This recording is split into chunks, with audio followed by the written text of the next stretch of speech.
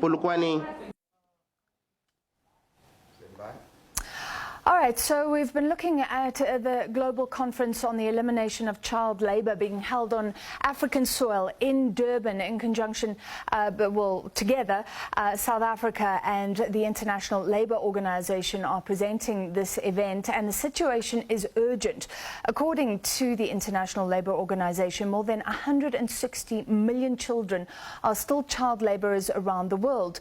Over 1/3 of them are out of school. To discuss, we're hoping to be joined by the ILO director in South Africa. In the meantime, we are joined by Siyabonga Radebe, who's the labour attaché at the South African Permanent Mission to the UN.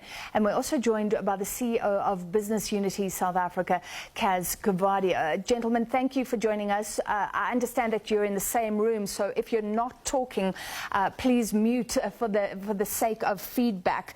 And let me start with you, Mr. Radebe.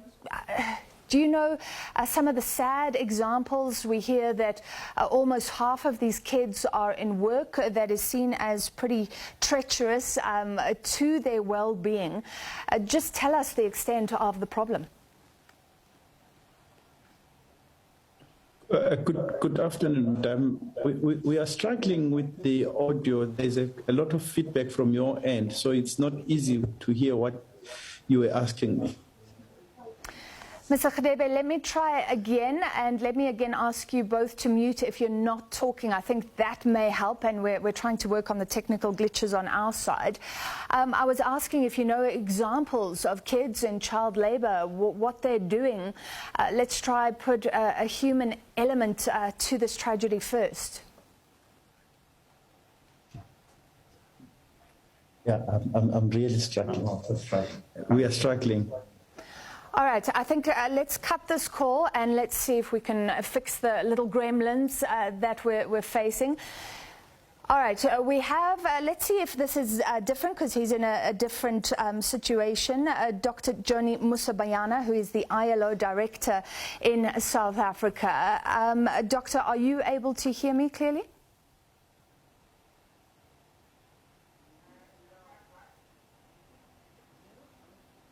Doctor, can you unmute? Thank you. All right, Doctor, if you can hear me, I'm glad that you've joined us, and I want you to put a human face to the tragedy. I mean, can you tell us examples of children in child labour around the world, what they're doing? What are some of the saddest examples that you've come across?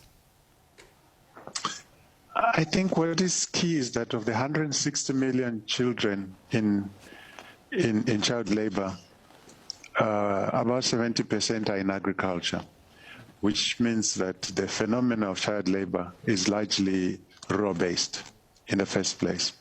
And 60% of the 160 million are actually on the African continent. And therefore, we can say the face of a child laborer is in agriculture and largely in Africa. And of the 160 million, nearly 80 million are in hazardous work. What does that mean? Yes, hazardous forms of work, if that's what you're... driver of hazardousness, if I could use that word, is the chemicals that these children have to use. Some of the equipment that they also have to use. But the biggest danger to children in agriculture largely relies with the chemicals, particularly pesticides, which are hazardous to the health of the young people. Tell us what you're seeing in Africa. So this is important for the continent, you said, and it is, this conference is being held for the first time on African soil. What are the regional differences? I understand, and it's no surprise, that it's better in regions where primary school education, for example, is prioritized. That is very true. When you disaggregate the African number, you know that Africa is divided into three major regions, north, west, south, central, east, and southern. The major predominance of child labor is in the central belt, particularly the Central Africa and East Africa. And that says that West, North, and Southern Africa carry much less of the number. And those that are in the central belt of Africa, there are two factors. When you look to more East Africa, Kenya, Uganda, Tanzania, this part of the world, that is largely rural-based agriculture. But when you go to further to Central Africa Republic, DRC, Congo Brazzaville, there you see that the phenomenon of conflict plays a key role. So there is also not just the children in agriculture, but children affected by conflict. And unfortunately, the Central Africa belt turns out to be the one that is largely afflicted by conflict. And that has a spill-on effect on the children who end up, unfortunately, some even becoming child soldiers. Sure. All right, let's try bring in one of our other guests. We were having some technical problems earlier. Cas Coovadia, head of Business Unity South Africa. This isn't a major issue in South Africa, but do you believe it's significant? It's being held here, given that this is a largely African problem. Also, I'm sorry, I just can't hear very well. Yeah, I think you said this is a major issue, including in South Africa. It certainly is, and I think in the panel discussion and in the plenary earlier today, the point was made that it's got to be in businesses' interest to ensure that children are not at work, they are not exploited through child labor, and that they should be in school, they should be educated, and that's got to be good for the economy. And so it's very much in businesses' interest to work with other stakeholders to minimize child labor. The point was also made, and we would tend to agree with that the core reason for this is that families depend, unfortunately, on children working. The point was made that 7 out of 10 children work either with or for families. And that's because families need as many people as possible in families to work. And so we've got to work together as governments, business, NGOs, and other social partners to ensure that we have the appropriate social protection nets, to ensure that we actually structure our economy such that people have jobs, adults have jobs, and children actually go to school and get educated. And so we've got to pull together on this and by 2025 meet the targets that we set for ourselves. All right, let me see if I can bring in Mr. Radebe. I hope you're not having the same issue. You can also outline the situation in South Africa, and we often talk about decent work, and I guess the issue with child labour is it deprives kids of their childhood. Give us some of the long-term effects as well. Good afternoon, ma'am. Thank you. Now I can hear you very well. The question is quite fundamental in a sense that it talks about the problems that we have in general, because child labor is not an independent factor. It is linked to other variables. If you are in a country that has inequality, that has got high levels of poverty, a country that suffers from high unemployment as well as low economic growth, then you are definitely going to have these problems, because families are not earning enough. And in as much as we have done so well as a country to try and make people to access social protection, child grants, old age pension, and on the side of the labor market, we have also come up with the national minimum wage and so on.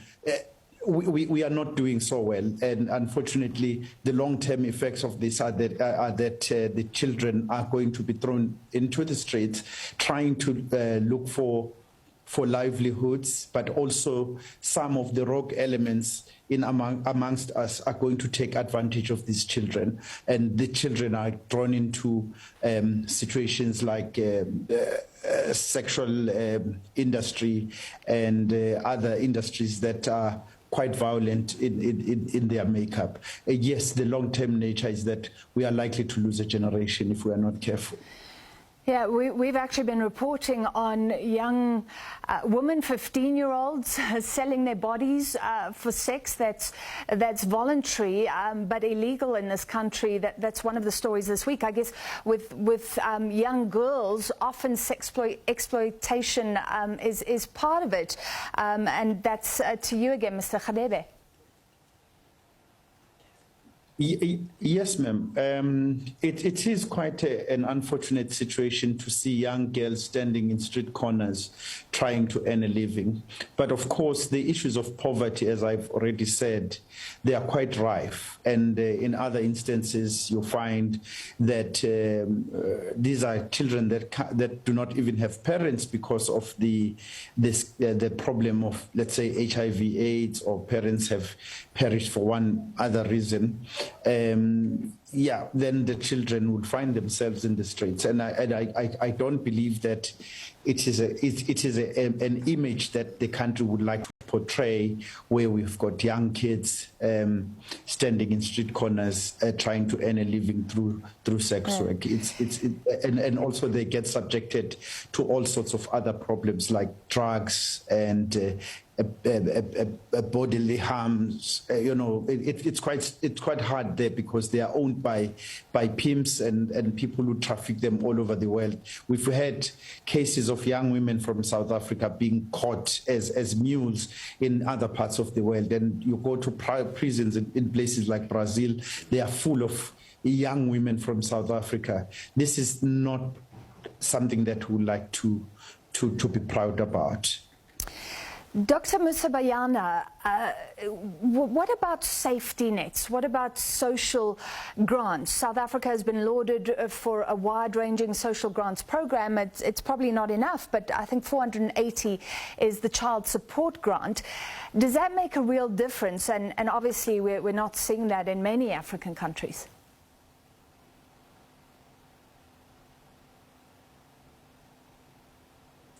Please unmute, Doctor.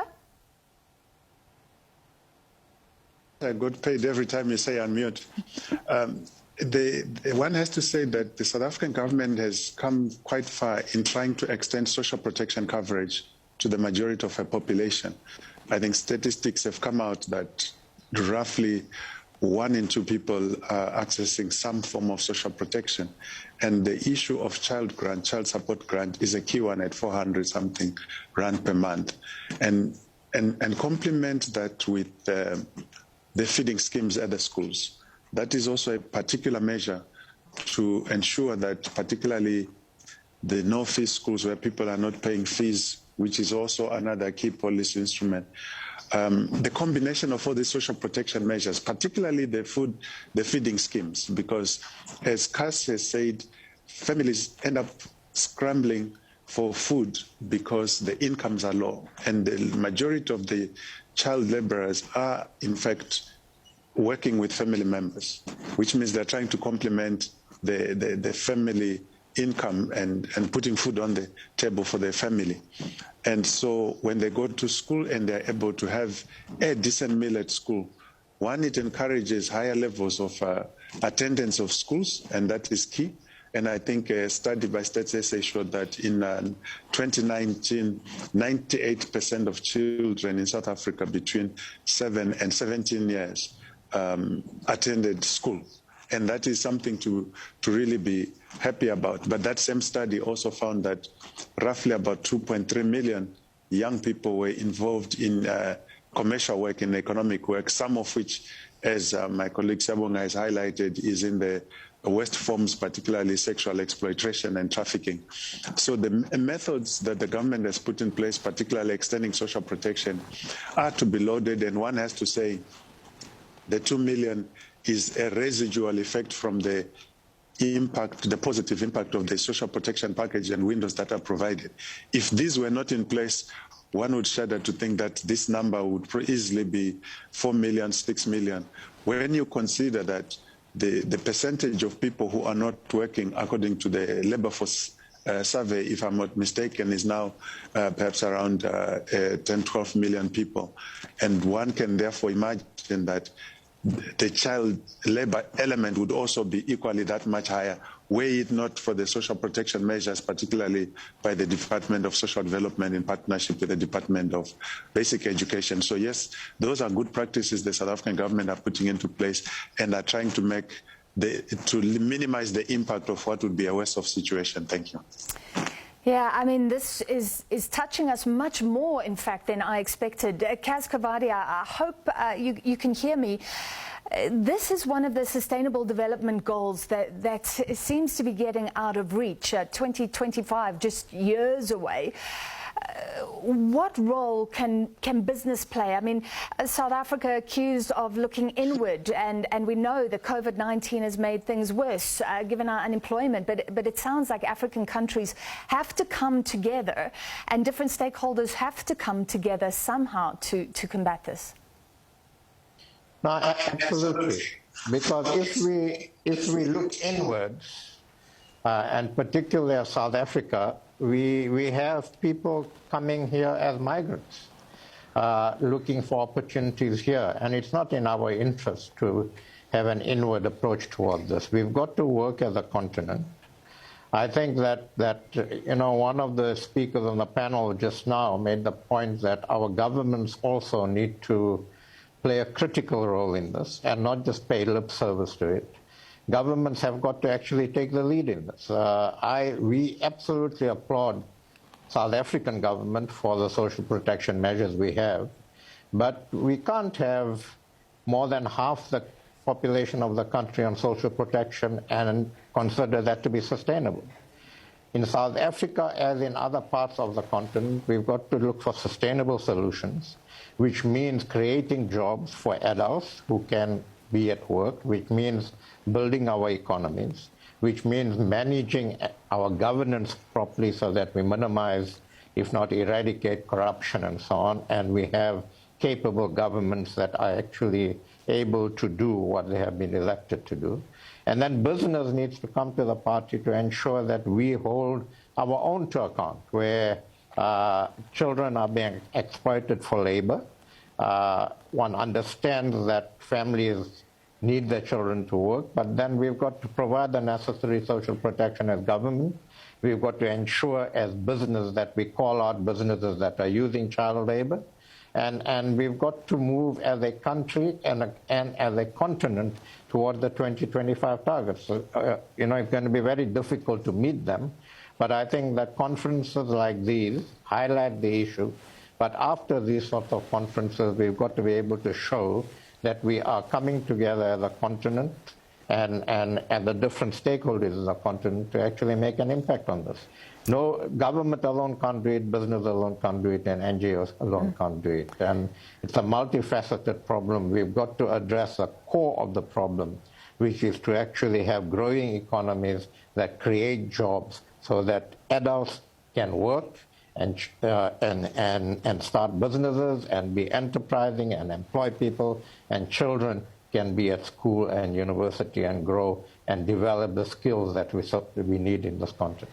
Mr. Radebe, maybe you can pick up there and I'll give you the last word. I understand this conference is being seen as a call to action, as the previous ones were. But how do you make the countries and the organizations and the communities that are still accepting of child labor actually listen? Thank you for that question, because this is the main concern, because everybody's asking us. Of course, we are trying to nudge the countries and social partners to act in order to eliminate child labor. But the issue here that we have is that not everyone is even aware that child labor exists, or what they are doing is child labor. And even where there is prevalence of a number of cases, the level of reporting is not there. So the lack of knowledge is probably one of the challenges that we have. So what will be important now is that we would like to make these programs known, and so that people become aware that we cannot be subjecting children into situations of this kind. And but unfortunately, in other instances, situations of war, instability, social instability, and so on, make it hard for even communities to be orderly themselves. That's when that's where the leakages occur.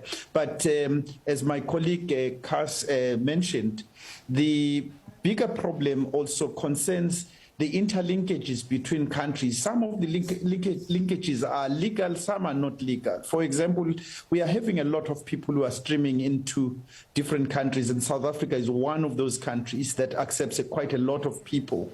And the majority of those people, because they are in a vulnerable state, they are easily exploited, and in most cases the children are also part of the contingent that comes into South Africa, and you see this phenomenon across the world. So the issue here is that we are dealing also with people who are invisible citizens, so to speak. So it means that countries need to fix the entire policy framework, not just focusing on child labor, but across board, in order to deal with the problem. So we've got a lot of work in our hands, and for as long as we are not doing what we are supposed to be doing, this problem will persist. Yeah, formidable task has to be achieved in just 3 years. 160 million children, according to the ILO, in child labour. All right, thank you very much for that panel discussion. That was Dr. Joni Musabayana, ILO Director in South Africa, Siyabonga Radebe, the Labour Attaché at the South African Permanent Mission to the UN, and Cas Coovadia, CEO of Business Unity South Africa.